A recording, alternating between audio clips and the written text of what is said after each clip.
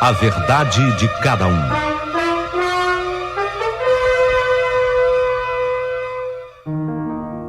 Você que está acompanhando a minha história até aqui, anseia pelo final. Eu sei que você muitas vezes se pergunta, afinal de contas, o que aconteceu com ela? Será que deu tudo certo? Porque às vezes a pessoa erra, peca, trai, e o mundo acaba ajeitando as coisas de uma forma misteriosa. Existem coisas que são extremamente misteriosas nessa vida. E afinal, e com ela, Paulinho? Eu estou perguntando para você. E com ela, Paulinho, as coisas terminaram bem? Olha, não sou eu, Paulinho, quem vai responder. Mas ela própria, né, minha amiga? Que escreveu assim, a parte derradeira dessa história que mexeu com você. Vamos aos fatos. Paulinho, boa pessoa, meu amigo, o Edgar agora estava dentro de casa. Ele estava dentro de casa outra vez. Eu, que a princípio tinha ficado com raiva dele, havia sido novamente reconquistada. Porque afinal de contas ele era o tipo de homem com o qual toda mulher um dia sonha. Uma mulher um dia sonha ter um homem assim na sua cama. Eu acho que a maioria, pelo menos, jovem. Qual é a mulher que não quer um cara bonito, jovem, viril? E cheio de malícias que se anteciparam demais à sua idade. Levando em conta que quando ele entrou em casa, agora, ele contava 26 anos de idade e eu tinha 33. Eu estava extasiada com tudo o que me acontecia naquele momento. Era de se esperar que eu tivesse uma punição diante de tudo, não era? Lógico. Era de se esperar que eu tivesse uma grande punição diante de tudo que eu havia feito. No entanto, eu sem dúvida estava vivendo o melhor momento da minha vida. Ou não? Raciocina comigo, você que está acompanhando a história. Rica, um homem maravilhoso ao meu lado. Edgar, ele tem um propósito. Ele quer, a partir dali, que eu conheça a vida e seus prazeres. Esse é o propósito principal dele, Edgar. Eu quero, amor. Eu quero. Bom, a partir de agora eu quero te apresentar o mundo dos prazeres, o mundo da felicidade, o mundo das delícias. Eu quero. E ele começa mesmo a me apresentar os roteiros mais fantásticos a partir das viagens. E nesses roteiros ele incluía os melhores restaurantes, os mais fantásticos hotéis, sim, os hotéis 5 estrelas. Aliás, o máximo de estrelas possível. As bebidas. Ele começa a me apresentar os melhores vinhos, conhaques, uísques. E o Edgar, ele começa a enfiar na minha cabeça que eu deveria empatar uma parte do dinheiro que eu tinha com uma compra de uma pequena vinícola aqui no sul, Santa Catarina. E essa história, ela merece ser contada, porque ela vai ser decisiva. Essa história em particular foi assim. Ele, o Edgar, conforme vocês sabem, é nadador. E nas andanças de nadador, ele descobriu a linda cidade de Tangará, mais ao sul de Santa Catarina. Tangará, nossa, cidade espetacular. E lá ele fez amizade com o pessoal envolvido na venda de asa delta e também no fabrico de vinhos. Essas duas coisas se tornam uma paixão para ele. O voo livre, asa delta e parapente, e o vinho. E Tangará, em Santa Catarina, é tida aí a vida como a capital do voo livre. Você que sonha voar, você que está me ouvindo e tem esse desejo de voar, vem passear em Tangará. Você vai se maravilhar com tudo que Tangará oferece para os adeptos do voo. Porque dizem que esse é o grande sonho do homem, né? Deus deu tudo para o homem, tudo menos um par de asas. Ícaro até que tentou. Ícaro teve o seu sonho, construiu as suas asas. Mas as asas de Ícaro, elas eram de cera. E quanto mais alto ele voava, se aproximava do sol, e aí, vocês sabem o que aconteceu. A cera não resistiu, se derreteu, e ele caiu lá de cima. Ícaro, ele frustrou o teu próprio sonho, e ele acabou, de certa forma, com essa história, frustrando o sonho de tanta gente que sonha voar. Tangará. Tangará é uma cidade que abriga esse sonho. É lindo voar, é maravilhoso voar. Mas cuidado, quanto mais alto você vai, porque Ícaro poderia ter feito um sobrevoo mais baixo. Teria dado certo com as asas de cera. Mas ele quis se aproximar cada vez mais do sol, não deu. Não deu. Derreteu a cera e ele se espatifou. Tangará. Tangará é uma cidade que convida você para voar. E aí o Edgar, ele quer voar. E ele quer me fazer voar. E ele quer me levar para esse ramo de negócios também. O ramo do negócio do voo livre. E quer me levar também para o fabrico de vinho, especialmente vinho. E ele queria que eu montasse uma loja de asa deltas e equipamentos de uma forma geral que complementam esse tipo de esporte. Ele é adepto dos esportes, é nadador exímio. Edgar começa a exercer comigo um poder de persuasão impressionante. Ele fez que fez, até que ele me levou para Tangará. Diga-se de passagem, a cidade é espetacular, tá? A cidade é linda. Paisagens formadas por um rio que, em sua trajetória majestosa, em curva, traça um grande D. Um D perfeito para quem vê de cima. É um D de dado, um D de dar, um D de doar, um D circulado de encostas verdejantes, esse D, compondo um roteiro de encantos. Tangará, outrora já foi chamado Rio Bonito, e teve início em 1910 com a instalação de uma parada de trens pela Companhia Construtora da Estrada de Ferros São Paulo-Rio Grande do Sul.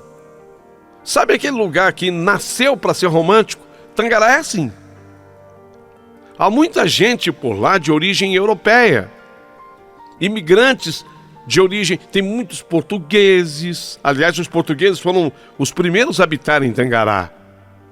Aí chegaram os italianos em 18, os alemães. Iniciaram uma colonização das terras do Rio Bonito. É uma mistura de portugueses, italianos e alemães. O povo é lindo lá. Tangará tem uma gente muito bonita.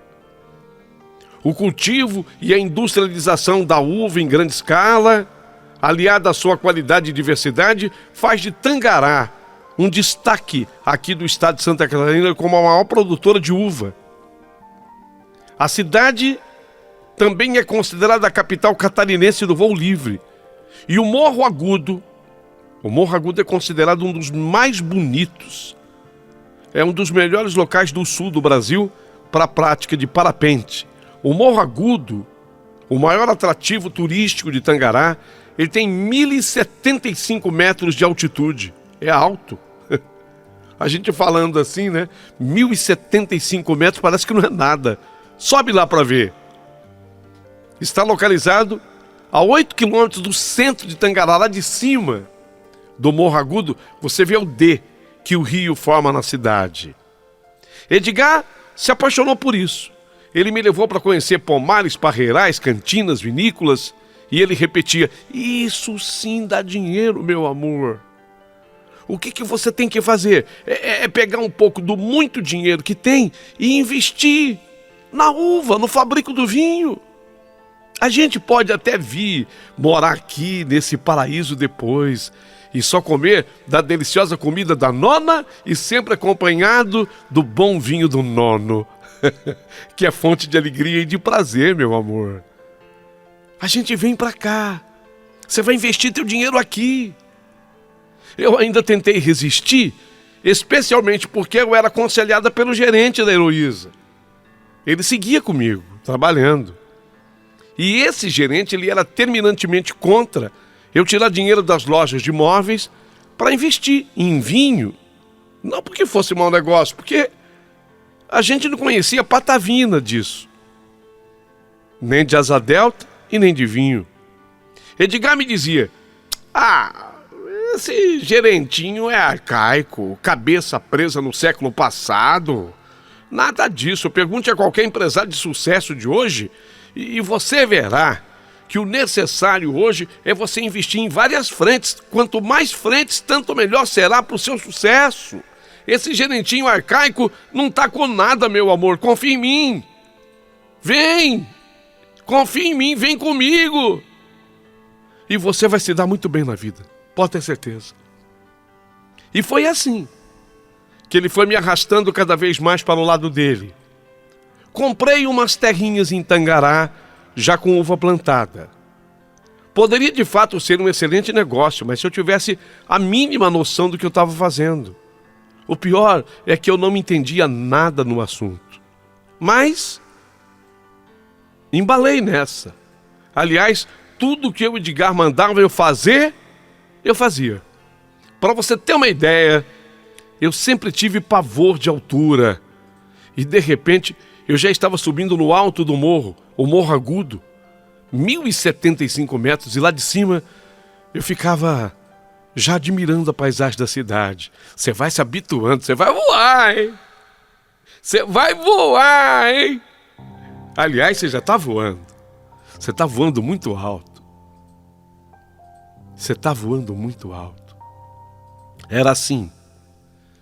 Era exatamente assim. Não satisfeito com isso, ele fez contato com um pessoal produtor de uva na Europa, França. França, ele queria que eu trouxesse a Pinot Noir. É uma uva que se deu muito bem em Santa Catarina. Essa uva aqui é um sucesso, a Pinot Noir. Você vai fabricar um vinho maravilhoso. Vamos lá. Na Itália, Merlot. Nós vamos aprender tudo sobre a Merlot. E você vai fabricar vinhos Merlot por aqui. E nós passamos agora a viajar para a Europa também, com esse fim, com esse objetivo. Eu comecei, sem perceber, a gastar dinheiro sem medidas. Vocês já notaram, né?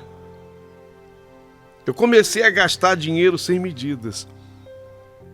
Eu fui criando rombos e eu nem me tocava. O gerente que era da Heloísa, que tinha ficado comigo, ele pediu demissão. Mas por quê? Não, senhora. Eu não tenho a menor condição de continuar com a loja. Com os rumos que as coisas estão tomando, não dá. O senhor Edgar, ele quer mandar em tudo e em verdade, ele também não conhece desse ramo de móveis. Esse ramo moveleiro é muito difícil de ser tocado. O ramo moveleiro é muito difícil. E ele anda metendo os pés pelas mãos. Os gastos estão cada vez mais exorbitantes. Ele tem retirado dinheiro da loja para investir em outros lugares. A gente começou a dever para funcionário. As ações trabalhistas estão se repetindo. Era um alerta. Um alerta importante, mas eu, apaixonada, não enxerguei. Até que um dia, ele saiu mesmo. Até que um dia a contadora responsável pela grande loja de móveis me procurou e comunicou que a loja estava mergulhada numa dívida impagável de impostos. Ainda que eu vendesse o prédio era próprio, e o estoque, ainda assim, seria impossível cobrir o rombo todo. Mas assim mesmo ela me aconselhou: olha, faça isso enquanto há tempo. Pelo menos você acerta com funcionários, né? Não teve saída. Eu achei que pelo menos a minha casa estava segura, né? Mas a loja eu perdi. Não é qualquer loja, uma super loja. A loja eu perdi. Achei que a casa estava segura. Mas eu tinha sido fiadora de uma academia com uma imensa piscina, e que o Edgar ainda queria aumentar. Ele queria que fosse uma piscina tipo olímpica. Ele queria aumentar. E eu fui fiadora. Ele alugou. Praticamente era um clube. Ele alugou para fazer uma academia para nadadores. Uma academia de natação. Ali o Edgar, ele era o comandante e professor. Só que ele não pagava os aluguéis. E uma outra grande dívida se acumulou. E eu não sabia. Mas como fiadora, eu me tornei a responsável por toda essa dívida também. E aqui vai um alerta. Dificilmente você perde o único imóvel que tem, hein? A não ser dívida trabalhista e quando a dívida é de fiadora, por você ter assinado como fiador algum documento. Aí você perde. E eu perdi. Em 5 anos, quase 6, eu perdi também a casa. Quando eu achei que restavam as terras de Tangará, onde eu lutava com a produção de vinho, o Pinot Noir plantado a uva, Merlot plantado a uva, eu descobri, através de uma procuração, que o Edgar tinha uma procuração minha. Eu descobri que ele tinha vendido tudo por lá também. Tudo. Você quer dizer então que eu não tenho mais nada? Eu não tenho. Ué, mas eu perdi tudo.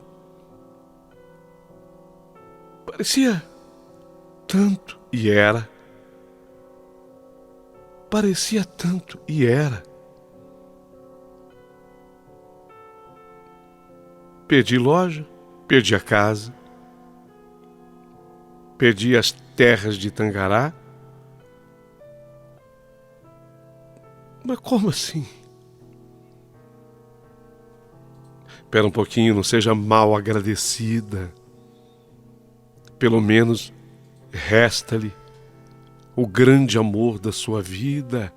O grande amor da sua vida, ele resta para você ainda, o Edgar. Não seja mal agradecida. Afinal de contas, quem tem amor tem tudo, minha vida. Quem tem amor tem tudo. Resta-lhe o Edgar. Eu achei. Eu também achei. Mais que nada, ele praticamente tinha uma amante em cada cidade catarinense onde disputara suas provas de natação. Eu era a mulher mais traída do estado. Não acreditei quando eu soube. Parecia mentira. Ele havia ficado com uma voadora de parapente, uma moça de 21 anos, lá de Tangará, loura, dos olhos verdes, linda. Ele agora voava de parapente com ela, partindo do Morro Agudo a 1.075 metros de altura. E eu estava no chão. Ah, se eu tivesse pelo menos o chão. Eu estava no subsolo. Eu estava no porão. Era exatamente ali que eu estava. No subsolo, no porão. Realmente tem gente que defende que a vida minha, sua, a de todos, ela é dividida em ciclos de 7 anos. Eu creio nisso. Eu creio nisso porque quando eu parei para fazer um balanço, 7 anos. Eu fiquei bem de vida 7 anos. Assim, exatamente 7 anos. E nesse período, nesse ciclo de 7 anos, 7 anos eu fiquei rica e bem de vida. Mas depois do 7º ano, exatamente depois do 7º ano, eu perdi tudo. Tudo. Inclusive o Edgar. Para dizer que eu não tinha ficado com absolutamente nada. Eu ainda consegui, junto com a contadora, a defender uns trocados e sobrou-me uma casinha de 3 cômodos. Mas eu não estou exagerando. A casa era cozinha, quarto e sala. E um banheirinho no fundo. 3 cômodos. Porque banheiro a gente não considera, né? Banheiro pequenininho. Então era cozinha, quarto e sala. Aquela casinha. Eu estava destruída, sabe? Eu não acreditei quando eu descobri tudo isso. Como eu tinha conseguido perder tudo que eu havia ganhado, que me fora doado pela minha fantástica e incrível cunhada. Por incrível que possa parecer, tudo num período clássico de 7 anos. A vida se divide em ciclos de 7. Eu concordo com isso. Parecia mesmo ser castigo. Como eu tenho certeza absoluta que tem gente agora que está escutando e falando castigo, foi castigo. Não tem outra palavra para usar para você que não seja essa palavra, castigo. Será? Mas quando eu pensei que tudo tinha acabado, que o castigo era esse, uma vez que eu cheguei a concordar que pudesse ser castigo, então eu achei que tudo tinha acabado. Não tinha acabado não. Havia mais a ser enfrentado. Edgar era Ícaro. Ele sonhava cada vez mais voar alto. E ele havia partido do Morro Agudo, 1.075 metros de altura, num parapente. Era assim que ele gostava agora de viver a vida dele. Ícaro. E nesse dia ele foi mais alto ainda com o parapente. Ele foi mais alto. Ele foi voando. Ele foi indo. Ele foi subindo com o parapente. Ele foi, sei lá, a quantos metros ele foi. Mas eis que de repente teve um problema tal qual Ícaro. Na medida em que ele mais subia, vai ver que, apenas para comparar as histórias, o sol aqueceu a cera do parapente dele e a cera se derreteu e houve uma pane. Ele tentou controlar o aparelho em que estava. Tentou.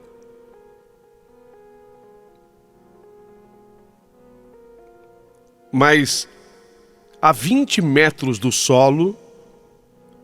O parapente entrou assim em parafuso, dominado total por uma rajada de vento, e ele caiu de uma altura de 20 metros.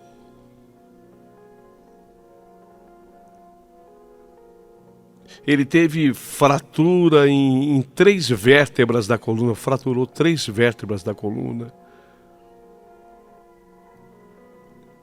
E como sequela, ele ficou tetraplégico. O Edgar ficou tetraplégico. E não tinha ninguém por ele. A menina que ele namorava, a do parapente de 21 anos, foi umas 3 vezes no hospital. Depois nunca mais apareceu. Não tinha ninguém por ele. Havia uma enfermeira, olha que coisa, e o nome da enfermeira também é Heloísa. Só que a minha cunhada falecida era Heloísa com E. E essa enfermeira era Heloísa com H. Mas ela também era Heloísa. Eu digo isso porque eu não sei se foi só uma coincidência, mas ela me ligou lá do hospital dizendo que, pelo amor de Deus, o Edgar não tinha ninguém por ele. Ele estava completamente só. Ele estava de alta no hospital, inclusive, e não tinha para onde ir. Ninguém por ele. Nenhuma amante o quis. E muito menos a menina de 20 e poucos anos, lá de Tangará, italiana, família italiana, linda, loura, dos olhos verdes. Ele precisa do teu socorro agora. Desse jeito que ele está, não pode ficar. Ele também não tem familiar. Ele não tinha familiar nenhum, porque a mãe dele, a única pessoa que era por ele, tinha falecido vítima de câncer. Havia poucos anos. A mãe dele tinha falecido. E a Heloísa, a enfermeira, fez o apelo em nome dele que eu fosse lá. Pelo amor de Deus, que eu fosse lá. Num primeiro momento eu disse para ela que eu não iria aparecer. Não, eu não vou. Esse cara só aprontou comigo, ele me fez perder absolutamente tudo. E depois ela disse uma coisa que me alertou. Ela disse, olha, as pessoas só fazem conosco aquilo que nós permitimos que elas façam. Ela chama Heloísa, mas com H. E eu me lembrei da Heloísa, minha cunhada. Falei, caramba, é verdade. As pessoas só fazem conosco o que nós permitimos que elas façam. Quer dizer que se ele é culpado, eu também. Não é isso? Fui lá. Ele me pediu ajuda. Me pediu não. Ele implorou. Ele chorou. Estava tetraplégico. Tetraplégico é quando a pessoa perde os movimentos das mãos, braços e pernas. Me implorou ajuda.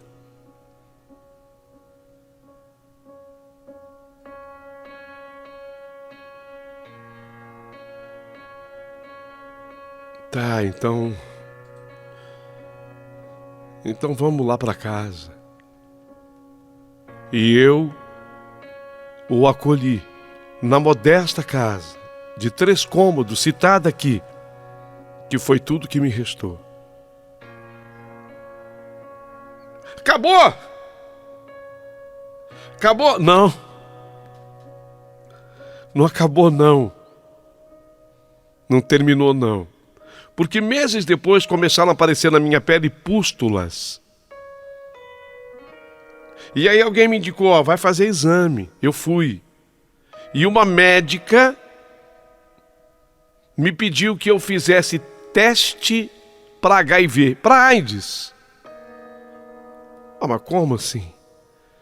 Essas pústulas aqui, pode ser que seja apenas algum problema no teu sangue, mas vamos tirar essa dúvida. E eu não acreditei quando o resultado para HIV deu positivo.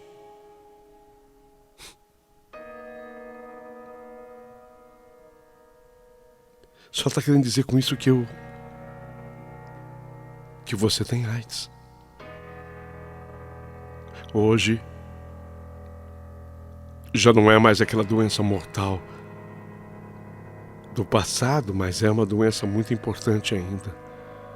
Você vai precisar de um coquetel.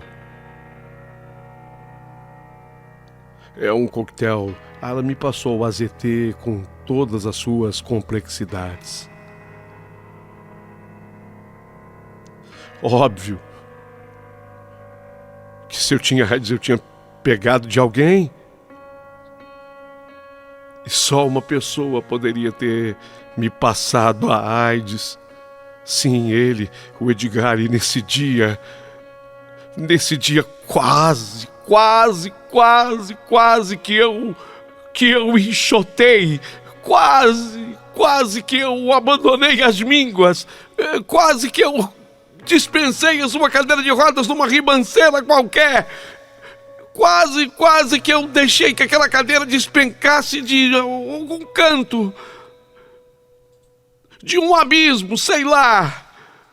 Se eu tivesse lá em Tangará, quem sabe lá de cima do Morro Agudo, 1.075 metros, quem sabe eu cheguei com tanto ódio dele.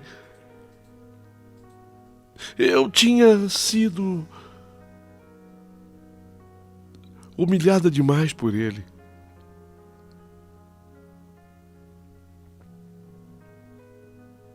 Mas agora eu estava irremediavelmente doente devido a ele, o Edgar.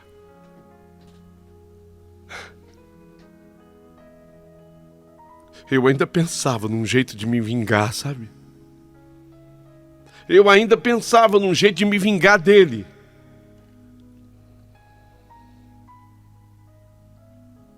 Mas uma coisa extraordinária aconteceu.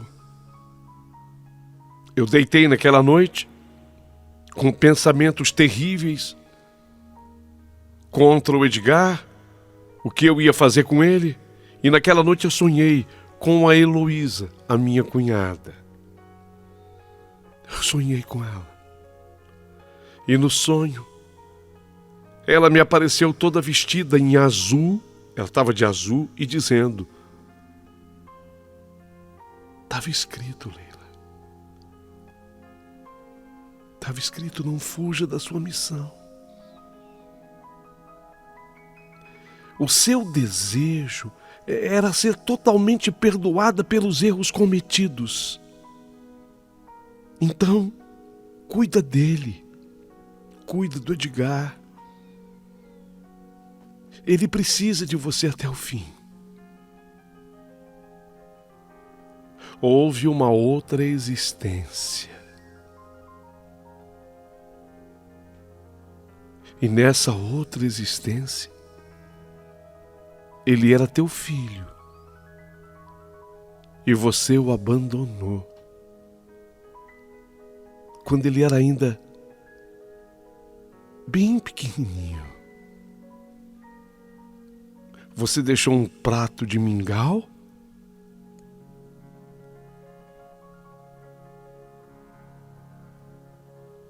Uma colher? Abriu a porta e o deixou para nunca mais voltar.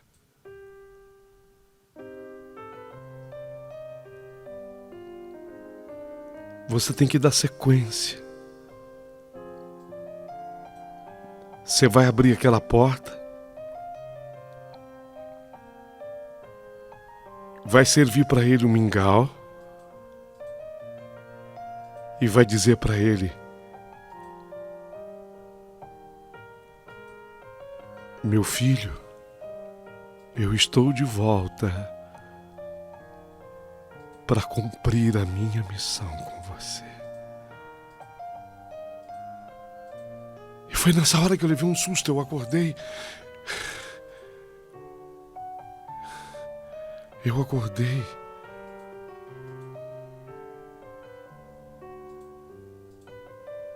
E senti o cheiro do mingau que eu havia deixado no fogão. Eu fazia um mingau para ele. Eu estou falando do Edgar. Só que naquela noite eu tinha feito um mingau e eu estava com tanto ódio dele que eu não iria servir. Eu quando deitei na cama, eu deitei pensando exatamente nisso. Mas diante do sonho que eu havia acabado de ter com a Heloísa, eu corri para a cozinha, eu peguei esse mingau. Estava ainda morno o mingau. Estava morno. Eu coloquei no prato uma colher e eu ia lembrando de tudo que ela falou no sonho. E eu abri a porta do quarto dele. Ele estava chorando. Ele estava chorando igual se fosse mesmo um bebê, sabe? Ele estava chorando. E aí ele quando me viu, ele falou assim: eu achei que você fosse me abandonar aqui e não fosse voltar nunca mais. Eu achei que você fosse me abandonar aqui e não ia voltar nunca mais. Eu peguei assim o prato de mingau, falei: não, come meu filho. Meu filho? Come meu filho. Eu tenho uma missão a cumprir com você. Come.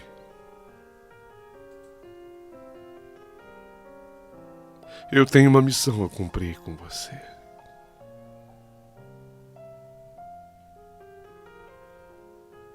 E ele comeu do mingau. E comeu de tantas outras coisas que eu preparei para ele.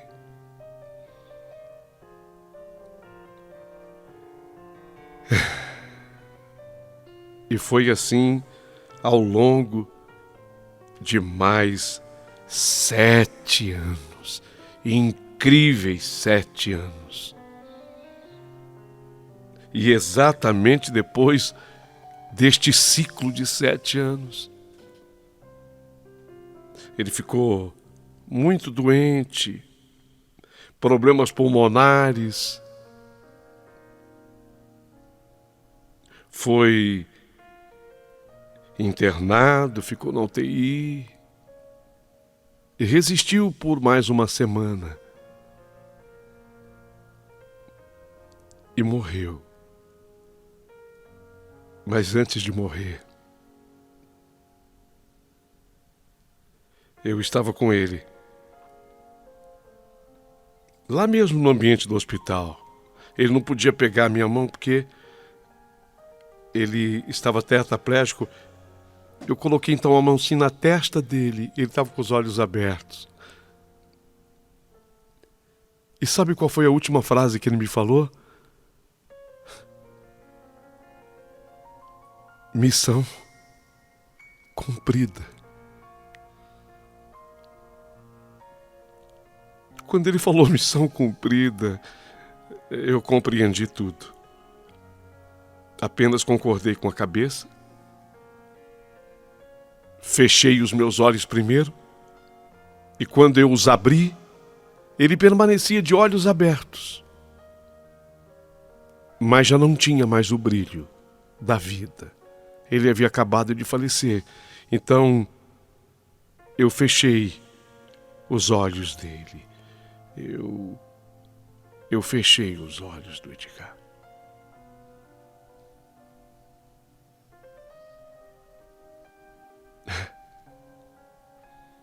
Missão cumprida.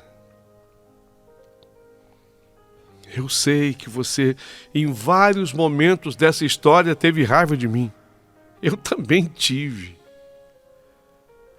Eu não condeno você porque eu também tive. Mas eu queria dizer ao final de tudo, depois de mais 7 anos que se passaram da morte dele, 7 rica, 7 cuidando do bebê, 7 após a morte do bebê. Só agora eu conheci o João Adalto, uma pessoa espetacular. Nós estamos juntos. E quem sabe possamos permanecer assim juntos ao longo de não sei quantos anos. Tomara que seja muito mais do que um ciclo de 7. Essa era a história que eu tinha para contar e vou ficar esperando o comentário de cada um de vocês.